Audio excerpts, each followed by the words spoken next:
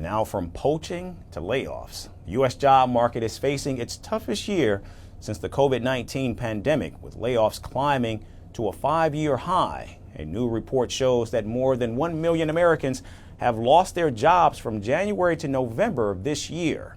That's more than 50% during the same period of last year and one of the highest totals in decades. In November alone, employers announced over 71,000 job cuts, well above the 57,000 mark that was reported in November of 2024.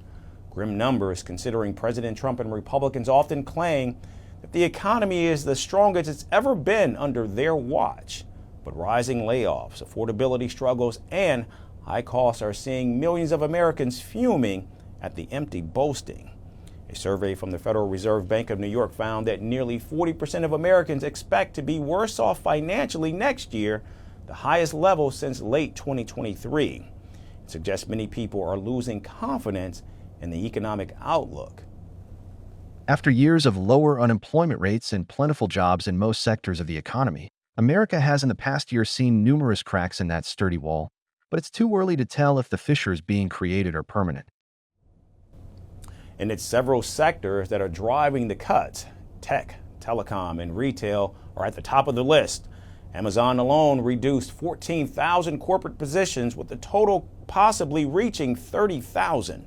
Telecommunication companies cut over 15,000 roles in November, the highest monthly total in 5 years. Retail and warehouse roles are also shrinking, each sector crossing 90,000 layoffs this year. Even government jobs took a hit, with more than 300,000 public sector positions cut through October, thanks to Elon Musk and Doge, no doubt. Many businesses are choosing to rely more on technology and fewer workers to reduce cost and speed up operations. Consumer spending is slowing as people grapple with higher costs and stubborn interest rates. Companies are betting on AI and automation to do more with less. And a lot of businesses that hired aggressively after the pandemic are simply correcting course.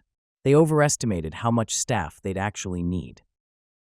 Now, other reasons include rising expenses, slower consuming spending, and economic uncertainty related to tariffs.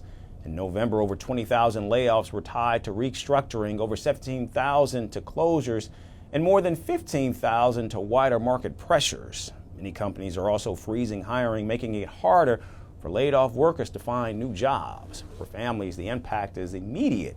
Budgets are getting tight, job searches are taking even longer, and confidence in the economy is quickly slipping.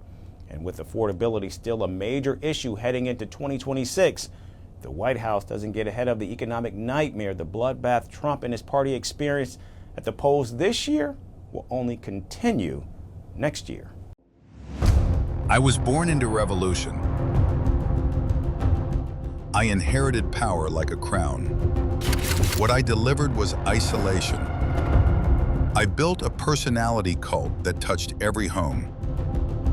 Millions suffered hunger under my rule, but no one dared to speak. I ruled from palaces. My people queued for rice. I called myself the dear leader. History calls me something else, the dictator. Who am I?